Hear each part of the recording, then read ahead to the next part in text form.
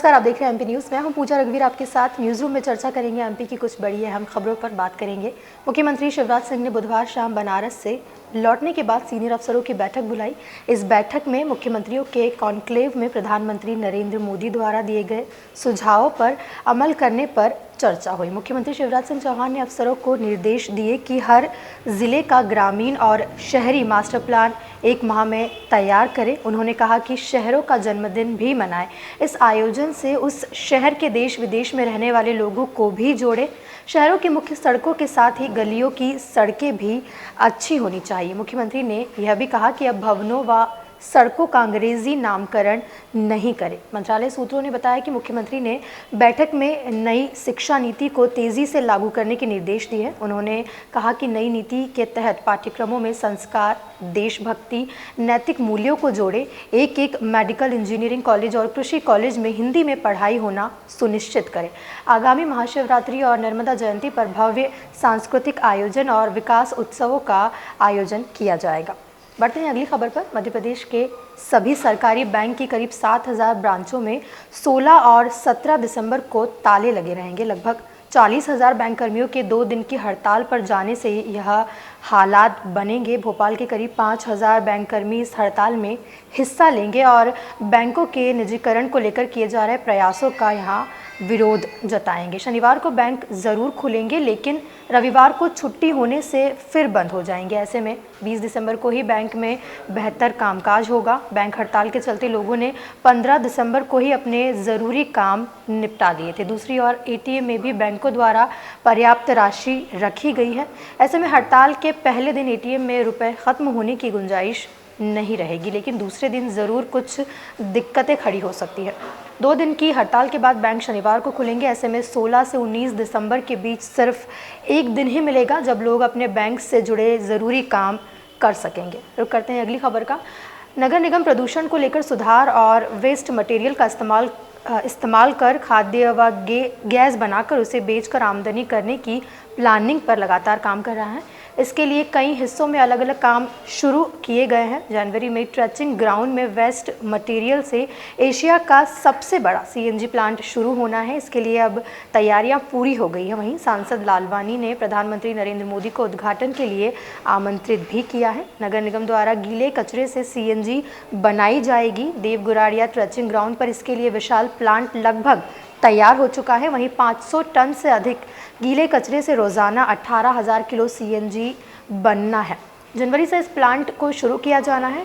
इसमें आसपास के पहुंच मार्गों को भी सुधार कर चौड़ा किया जा रहा है। प्लांट शुरू होने के बाद यहां से वाहनों की आवाजाही बढ़ जाएगी। बड़े बड़े टैंकर भी गैस को ले जाने में लगेंगे। देवगुराड़िया में यह प्लांट लगभग अब तैयार है। ट्रायल के बाद इसे पूरी क्षमता के साथ शुरू किया जाएगा। रुक करते हैं अगली खबर का। तमिलनाडु के कुन्नूर में 8 दिसंबर को सीडीएस बिपिन रावत के हेलीकॉप्टर क्रैश में घायल हुए कैप्टन वरुण सिंह का बुधवार को निधन हो गया था।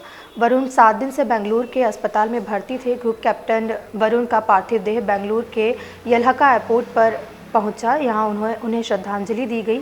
यहां से पार्थिव शरीर भोपाल लाया जाएगा। प्रशासन का प्लान शहीद वरुण का अंतिम संस्कार भदभदा विश्राम घाट पर करने का था, लेकिन वरुण के पिता के कहने पर अंतिम संस्कार अब बेरागढ़ में शुक्रवार सुबह 11 बजे किया जा रहा है। दरअसल पिता ने कलेक्टर को बताया कि अंतिम यात्रा भदभदा ले जाएंगे तो शहर का ट्रैफिक जाम होगा। वह नहीं चाहते कि लोग मेरे बेटे की वजह से परेशान हों।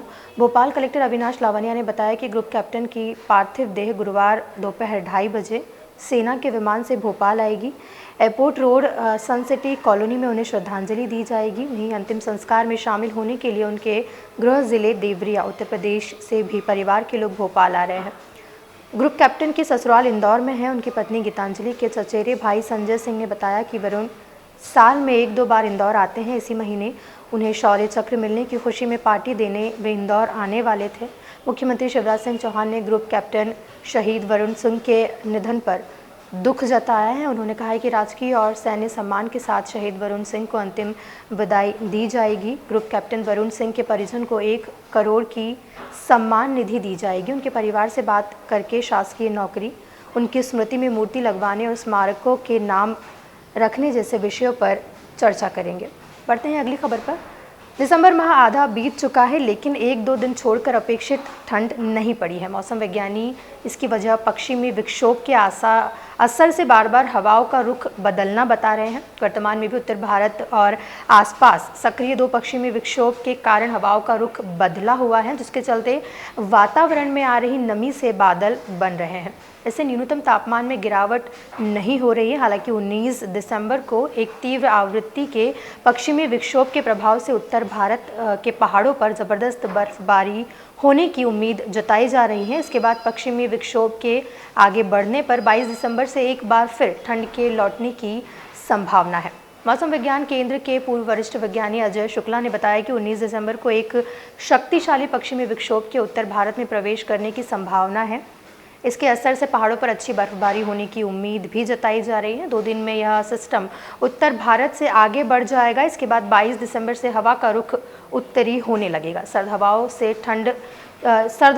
ठंड के एक बार फिर लौटने के आसार भी बनेंगे। ये थी कुछ अहम खबरें। बाकी खबरों के लिए बने रहें एमपी न्यूज़ के साथ। नमस्कार।